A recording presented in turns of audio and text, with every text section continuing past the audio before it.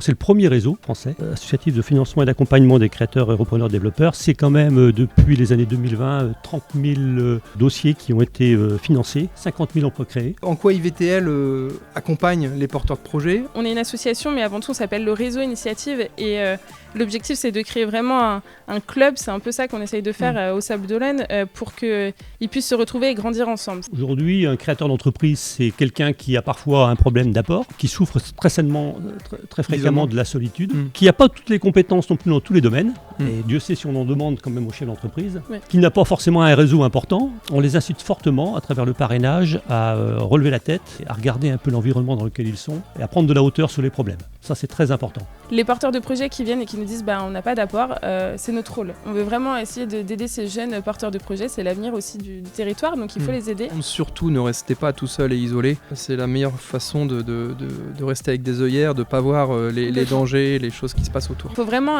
rompre la solitude d'un entrepreneur, voilà. Il faut rentrer dans un réseau. Aujourd'hui, ce n'est pas un épisode comme les autres, parce que... Pourquoi ? J'accueille mon ancien patron. Non mais c'est vrai, non mais sans rigoler, ça fait plaisir de t'avoir derrière le micro, Jean-Yves. Donc on accueille Jean-Yves Lecoin, mon ancien patron. On en reparlera vite fait en intro, et puis Cindy du réseau IVTL.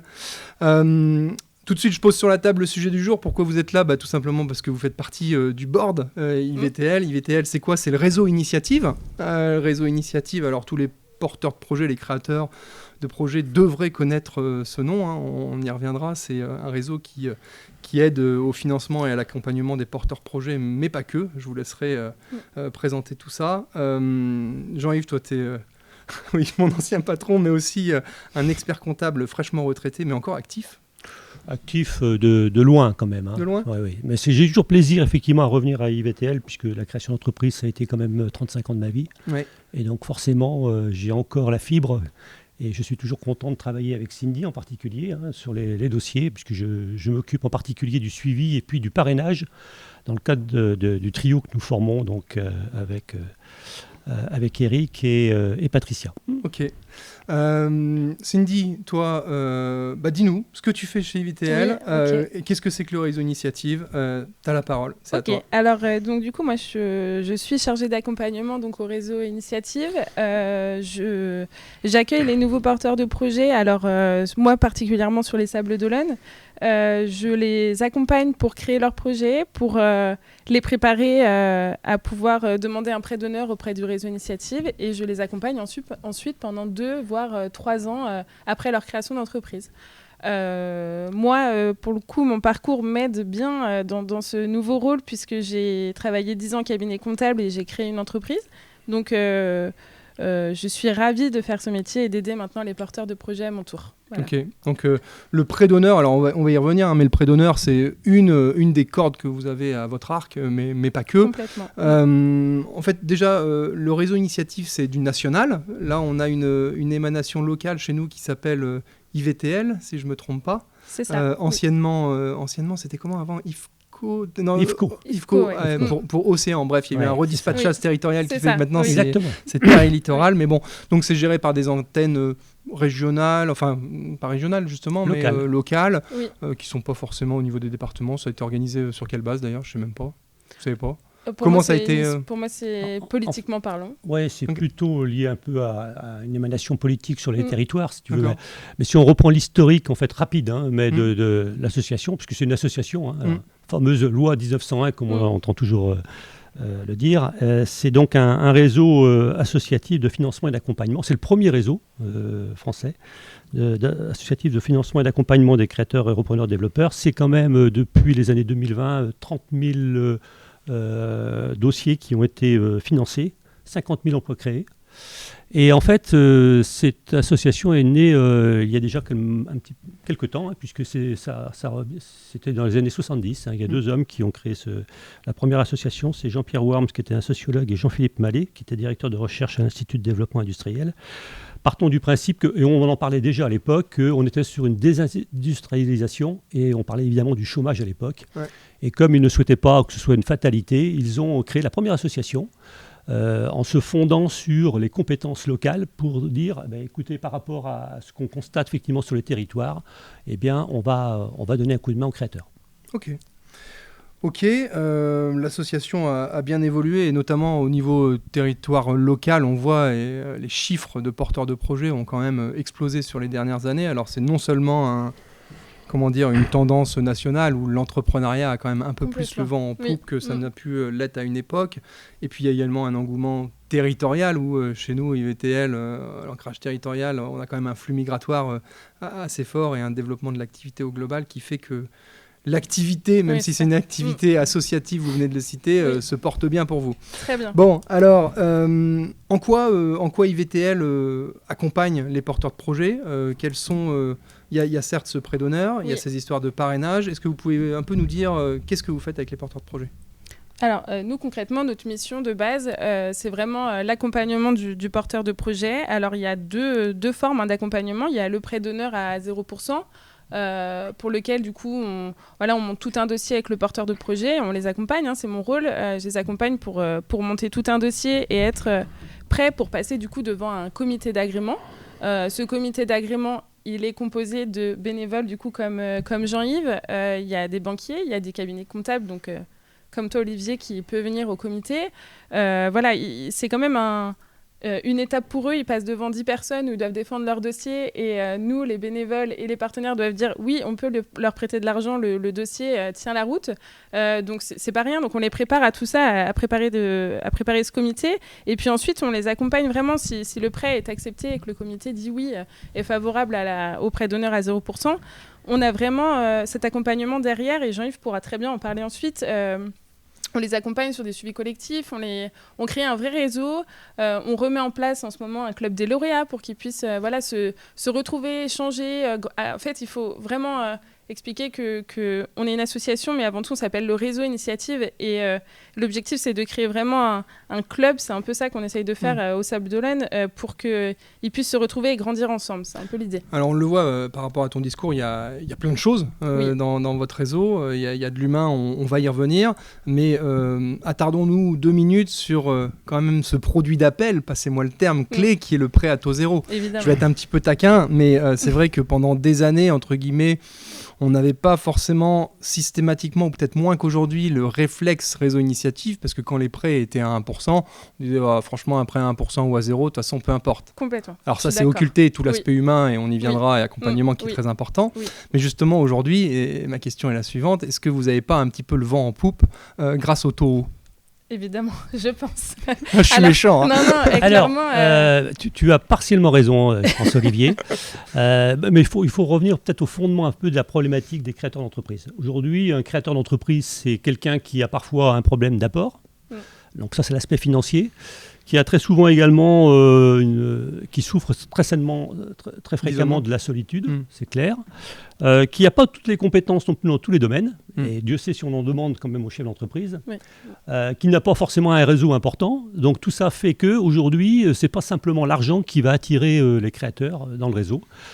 C'est effectivement tout ça, c'est-à-dire peut-être la phase de démarrage qui est ce fameux prêt d'honneur, mais derrière il y a l'accompagnement. Alors je vais parler plus longuement des parrains tout à l'heure, mais les compétences qu'on a sur le plan local, je ne l'ai pas dit tout à l'heure, mais il y a 215 en fait structures locales sur le territoire, donc un maillage très important qui s'appuie sur des compétences d'anciens dirigeants, d'anciens cadres dans différents domaines, et c'est surtout ça la force du réseau, c'est pas simplement le prêt d'honneur à 0%. Oui, mais d'ailleurs on peut tout de suite embrayer sur cette notion de parrainage. C'est vrai que moi je suis un petit peu moins présent personnellement chez Initiative ces dernières années, mais quand je l'étais davantage il y a peut-être 5-8 ans, notamment à la période des TOBA, c'est là où justement on insistait fortement sur cette notion de parrainage, parce qu'on savait, je nous mets dans la même équipe, on savait très bien que notre produit d'appel, le prêt d'honneur à taux zéro, il était toujours intéressant, mais c'était pas game changer.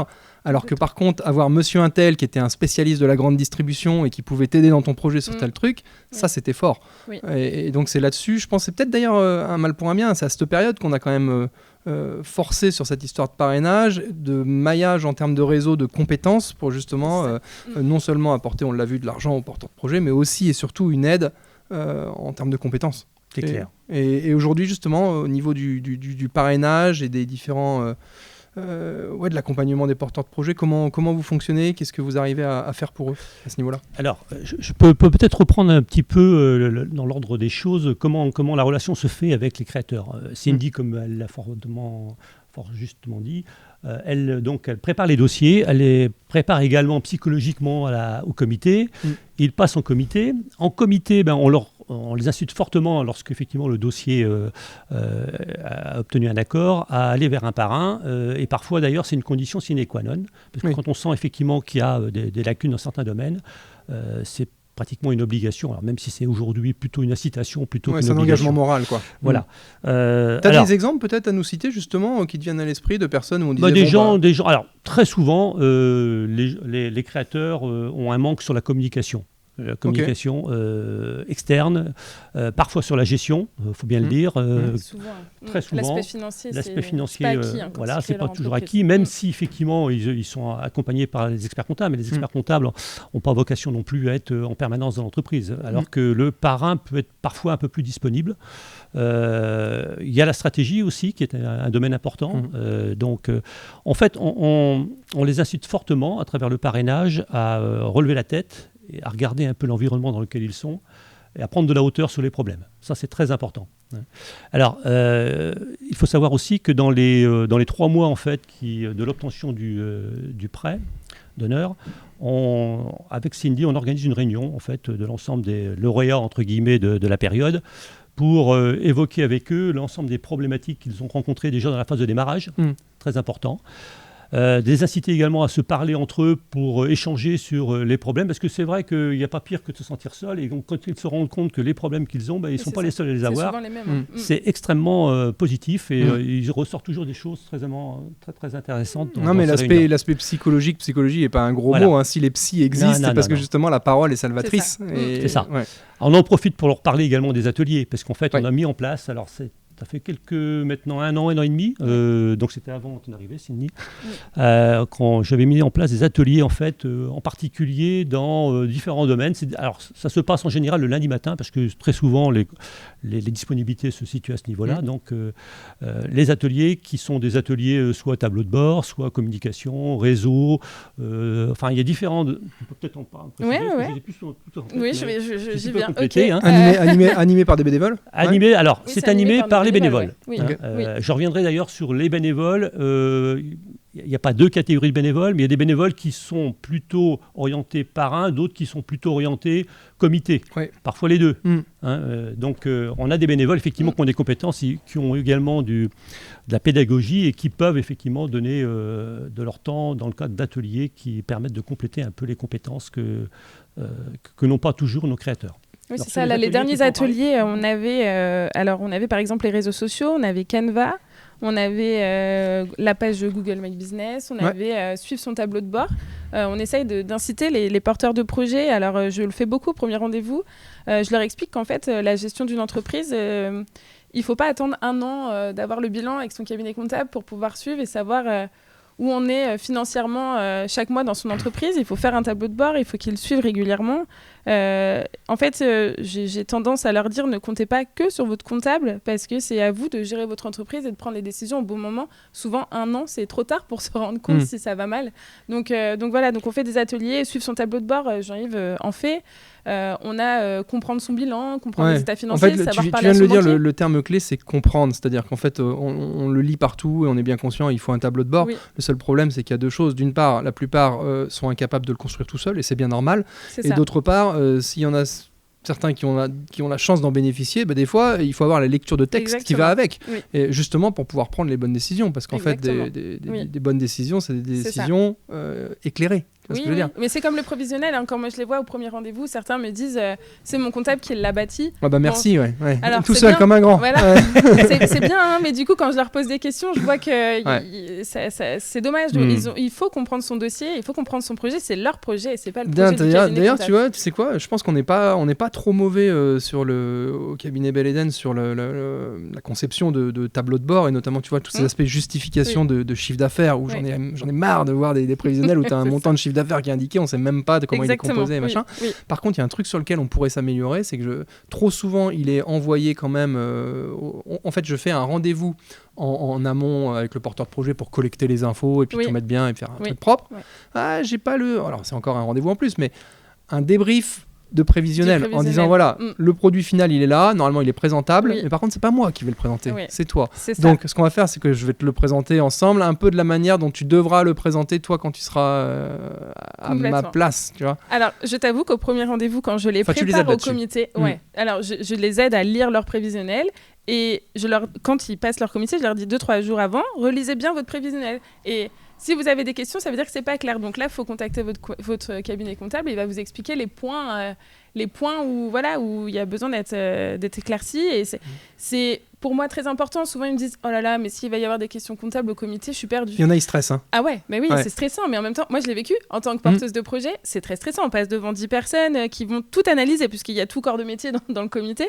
C'est stressant. Mais c'est vrai que la partie financière, si on ne l'appréhende pas, malheureusement, au comité, on perd un peu ses moyens et souvent ils se disent mince, moi on me le dit souvent, on me dit j'ai pas réussi. Non, alors il y a pas j'ai pas réussi. On a le droit de pas tout savoir. C'est un métier d'être comptable, clairement. Enfin, Olivier, tu peux bien dire, c'est un métier à part, mais il faut comprendre. Et ça, du coup, d'ailleurs, on a besoin de gens comme vous et de réseaux comme vous pour justement dire dès le début au chef d'entreprise la finance, la gestion financière de ta boîte, la compta, les bilans. Oui. C'est important, ça fait partie de ton métier. Ok, tu es en train de construire des canapés made in Vendée au fond du bocage et puis tu vas les vendre. Souvent, hein, j'ai pas de doute, mais la gestion financière et la compréhension financière de ton entreprise fait partie de ton métier. Alors, c'est vrai. Pour moi, mais le problème en fait numéro un par rapport à cette notion-là en fait de comptabilité, de finance, etc. C'est le discours et le langage. Et c'est vrai qu'il faut démystifier effectivement certains termes. Et c'est ce à quoi on s'emploie au niveau de l'atelier. Bienvenue sur notre podcast. On fait que ça. Exactement. Pour les inciter à aller vers les professionnels que sont les experts comptables en particulier, les avocats, pour justement leur permettre d'avoir un dialogue beaucoup plus constructif avec eux. Bien sûr. C'est ça l'idée. Oui, mais je pense que certains appréhendent d'ailleurs les rendez-vous avec les experts comptables par peur de ne pas comprendre le rendez-vous. C'est quelque chose qui ressort souvent, on dit il y a certaines professions entre guillemets nobles à l'ancienne, tu vois, qui s'amusaient à garder un jargon bien technique, bien distant, pour dire voilà, nous on a fait des belles études, si tu comprends pas, c'est normal. Moi c'est tout l'inverse, si le porteur de projet ou si le client il a pas compris ce que je lui ai rencontré, j'ai loupé mon métier. Ouais, c'est complètement différent. Mais je pense que tu veux dire par là que c'est la vieille génération, ça, c'est ça. Je pense que ça a changé. Non, mais la pédagogie était quelque chose qui était peut-être moins préoccupant pour les professionnels à l'époque. Alors que vraiment, moi, ça fait partie quasiment des valeurs qui sont au mur du cabinet. C'est la pédagogie fait partie des top valeurs du cabinet. Alors, je vous avais taquiné un petit peu sur cette histoire de prêt à taux zéro au début. Bon, mine de rien, c'est quand même un point clé, un produit clé chez IVTL, mais il n'y a pas que à la création. Sans forcément faire un inventaire à l'après-vert de tous les prêts que vous pouvez octroyer et proposer. Est-ce que tu peux nous en citer quelques-uns et nous dire dans quelle situation Oui, complètement. Alors, déjà, on aide sur les prêts de création. Donc, tu l'as dit, on aide sur les prêts de reprise. Et ça, il faut bien insister. On nous connaît beaucoup pour les prêts à la création d'entreprise. C'est vrai. Et c'est pour ça que je mets le sujet sur la table. Exactement. On aide vraiment aussi dans les reprises. On aide également pour des premiers recrutements dans les entreprises, pour aider à consolider la trésorerie pour un recrutement. Ça fait une charge en plus, donc on peut prêter de l'argent sur ça. On aide sur la croissance, du coup de 2 à 6 ans de l'entreprise, s'il y a une embauche, s'il y a un nouveau prêt bancaire et s'il y a des nouveaux investissements, on peut venir encore aider pour consolider une nouvelle fois la trésorerie. On aide vraiment sur le long terme pour une entreprise. On est vraiment, on aide à tout moment de l'étape d'une entreprise. Bon, après 6 ans, forcément, on n'a plus vraiment besoin de nous. Hein. L'entreprise est déjà bien est plus forte, on va dire. Donc nous, on aide. Alors, je me permets de redire parce que du coup, c'est important. On ne finance pas les investissements. Alors, c'est important de le savoir. Ça, c'est le rôle de la banque. Ce que j'allais dire, d'un autre côté, ça, c'est un truc que les banques, normalement, ne font pas trop mal. Normalement, oui. Mais parfois, les prêts bancaires sont inférieurs aux investissements. Pourquoi ? Voilà. Non, ça, mais parce que c'est vrai qu'à chaque fois, on demande un petit peu d'apport du dirigeant également, d'implication, non seulement humaine, mais également financière. Exactement. Et c'est peut-être là, justement, où vous allez financer un truc que n'aiment pas financer les banques. Alors, non seulement l'apport du dirigeant, c'est quand même normal, oui, alors, et aussi le BFR peut-être. C'est ça. On aide vraiment sur la trésorerie de démarrage d'une entreprise. On peut aider parfois sur des stocks que la banque ne... Alors maintenant, certaines banques financent des stocks, ça dépend vraiment des banques. On peut aider sur le stock, mais on peut... Alors, ce qu'il ne faut pas oublier, c'est que le réseau Initiative, à la base, aidait les porteurs de projets, les jeunes porteurs de projets qui n'avaient pas d'apport personnel. Ouais. Donc, parfois, nous, on essaye de dire, on aide, mais il faut aussi que le porteur de projet prenne un peu de risque, parce qu'il n'y a pas de raison que ce soit que la banque et le réseau Initiative qui prennent un risque. Mais quand même, on essaye beaucoup, les porteurs de projets qui viennent et qui nous disent on n'a pas d'apport, c'est notre rôle. On veut vraiment essayer d'aider ces jeunes porteurs de projets, c'est l'avenir aussi du territoire, donc il faut les aider. Mais on consolide quand même beaucoup la trésorerie démarrage et le stock, et cette trésorerie démarrage, on se bat pour leur dire qu'elle est très importante pour un début d'entreprise. On est vraiment dans la phase de démarrage, on appuie sur le bouton et c'est vrai qu'on est le plus qui permet parfois à l'entreprise de démarrer. Et c'est vrai que les banquiers attendent beaucoup notre retour pour parfois se positionner, ce qui nous pose d'ailleurs un petit problème technique. Ça, c'est quelque chose d'historique que j'ai toujours entendu dans le réseau, en effet. Mais c'est plutôt valorisant pour vous. Ça veut dire que vous avez un savoir-faire qui est reconnu. Mais ça, c'est limite. Ça met une petite pression quand même sur le comité. Si on ne suit pas, parfois, le porteur de projet n'a pas de très bonnes conséquences. Je tiens à dire aussi qu'il nous arrive parfois aussi de dire non. Et alors, de dire non... dans l'immédiat, mais on peut faire effectivement représenter le projet. L'idée, c'est quand même d'éviter que certains créateurs aillent au casse-pipe. C'est aussi notre rôle. Ça nous arrive, même si c'est pas très fréquent. Ça nous est arrivé récemment encore avec Cindy sur un dossier où on lui a dit il y a trop de risques par rapport effectivement à la présentation du dossier. Et on lui a demandé de revoir sa copie, voire de partir sur un autre projet. Et c'est très intéressant parce que ce monsieur m'a appelé. Quand même, il faut le dire, c'est un exemple qu'on a eu récemment. Ce monsieur m'a appelé 3 jours après, je dirais, et m'a dit « Merci Cindy, merci à ton comité. En fait, grâce à tout le comité, je ne vais pas faire mon projet, c'est pas le bon. En fait, j'ai compris grâce à vous que du coup, c'était pas le projet était trop cher. Enfin, il y avait plusieurs choses qui n'allaient pas financièrement, et il s'est rendu compte de tout ça grâce au comité. Et c'est là où on se dit... c'est notre rôle en fait. Non, faut pas on avait insisté en fait. Je permets de préciser qu'on avait insisté que c'était surtout pas en fait la personne qui posait problème. C'était vraiment le dossier lui-même, et donc il avait été effectivement très fortement. Il était ravi en fait, vraiment. De ce qui s'est passé lors de ce comité. Il a revu sa copie, clairement. C'est un point clé que vous citez là, parce que déjà ça montre d'une vision long terme, ce qui est important. Parce que et on doit rester légitime aussi. Et puis la facilité, c'est de dire oui en fait. C'est ça, mais il y a deux choses clés. Déjà ça, je l'avais mis sur mon premier site internet quand j'ai créé mon premier cabinet au tout début, un message aux porteurs de projet. Je dirais, si votre projet ne tient pas la route, je saurais vous le dire, parce que c'est mon rôle d'expert comptable de vous indiquer si vous allez dans le mur. Ça, c'est le premier point. Puis le deuxième point, et ça j'avais dû le citer également avec mes co-membres du comité quand j'y étais à l'époque, c'est de dire, non mais les gars, si c'était votre pognon, est-ce que vous iriez ? Parce que c'est facile aussi, on prête l'argent, on n'est pas rentré dans le détail là-dessus, mais il y a des vrais euros en jeu derrière qui sont octroyés en prêt. Et la question à se poser avant tout, c'est de se dire, attends, si c'était ton pognon, est-ce que tu soutiendrais le projet ? Est-ce que tu y irais, quoi ? Et si la réponse est radicalement non, c'est pas parce que c'est pas ton pognon que tu vas dire oui, quoi. Voilà. Tu vois ? Alors, c'est vrai que tout ça... Les bénévoles travaillent pour IVTL, c'est important. Exactement, les bénévoles travaillent pour IVTL. Et puis l'objectif, c'est quand même de faire partie des bonnes statistiques. On connaît tous, effectivement, le problème de la création d'entreprise dans les 3 ans. Donc, on se gargarise, nous, effectivement, d'avoir un taux de réussite de 97%. C'est aussi parce que, quelque part, il y a un travail qui est fait à la fois en amont, donc, au niveau du comité, au comité lui-même, et par la suite par les parrains également. Parce que les parrains ont vocation aussi, dans la période difficile des 3 ans, bien d'amener un plus aux créateurs. Alors, on a une charte du parrainage, d'ailleurs, qui incite le parrain donc à avoir le parrain et le parrainé, entre guillemets, à se rencontrer au moins une fois tous les trimestres, à avoir une discussion au moins une fois par mois. Et donc, on rompt la solitude, mais aussi on permet aux créateurs de sortir effectivement la tête, encore une fois, comme je l'ai dit tout à l'heure, du guidon pour prendre de la hauteur. Et parfois, ça leur permet de résoudre les problèmes alors que tout seul, ils seraient allés dans le mur. C'est clair. Ouais, c'est ce qu'on dit à chaque fois à tous nos porteurs de projets. Hein. Vous avez la possibilité de créer votre entreprise tout seul, de faire votre EURL. Mais par contre, surtout, ne restez pas tout seul et isolé. Oui. C'est la meilleure façon de rester avec des œillères, de ne pas voir les dangers, les choses qui se passent autour. Alors, on a la chance d'avoir des bénévoles. Et moi, je tiens à les remercier quelque part parce qu'on a des gens compétents qui sont d'anciens chefs d'entreprise, anciens dirigeants, qui ont des compétences au niveau industriel, au niveau communication, qui donnent de leur temps. Donc c'est vrai que il faut quand même aussi rappeler que c'est gratuit cet accompagnement. Donc c'est vrai que quelque part pour le porteur de projet et pour devancer peut-être la dernière question de tout à l'heure, tout le monde a intérêt à aller vers l'association. Tout le monde, tout créateur. Oui. Sur le comité, justement, vous arrivez à recruter des bénévoles sans trop de difficultés et sur les parrains? Alors, oui, clairement. Alors, le territoire des Sables d'Olonne est assez fort pour ça. J'ai vraiment beaucoup de bénévoles.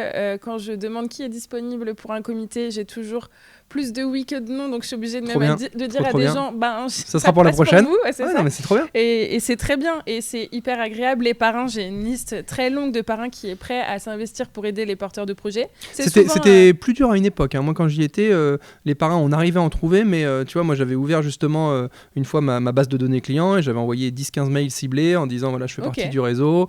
Est-ce que vous auriez un peu de temps pour les futurs porteurs de projets? C'était pas évident, quoi. Là, j'ai au moins 20 parrains qui sont disponibles. On a relancé un peu ça, et donc c'est vrai qu'aujourd'hui, alors déjà, on a recensé les compétences. On demandait aux gens également ceux qui voulaient s'impliquer, quel était leur domaine de compétences. Hein, et ça peut être très varié. Ouais. Et aujourd'hui, on a des gens effectivement qui sont prêts à s'investir. Ouais, et puis toi, Jean-Yves, tu es derrière le micro, donc ça veut dire que tu t'impliques aussi pour cette association. Tu as un petit carnet d'adresses après quelques années de boulot, donc indirectement, il y a des gens à qui tu as pu rendre service dans ta vie professionnelle qui aujourd'hui ont peut-être envie aussi de t'aider moi comme les autres, hein, donc si tu veux, comme les autres, on est d'accord. C'est vrai pour tous les bénévoles de l'association. Ce qui est très agréable, c'est que les bénévoles qui viennent aider les porteurs ouvrent leur carnet d'adresses à leurs filleuls, et ça c'est super en fait. C'est ça qui fait qu'à un moment donné, ils vont réussir.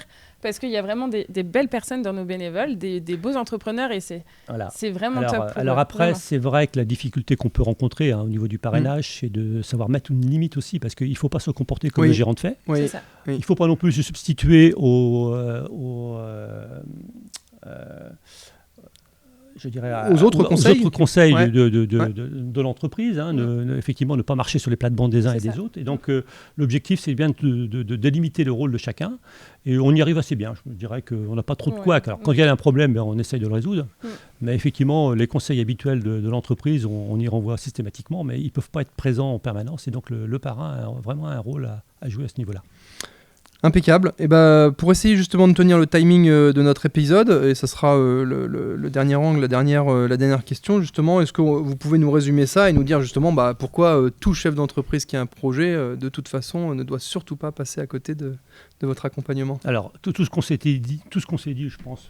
Oui, pour moi, il faut vraiment rompre la solitude d'un entrepreneur. Voilà. Il faut rentrer dans un réseau.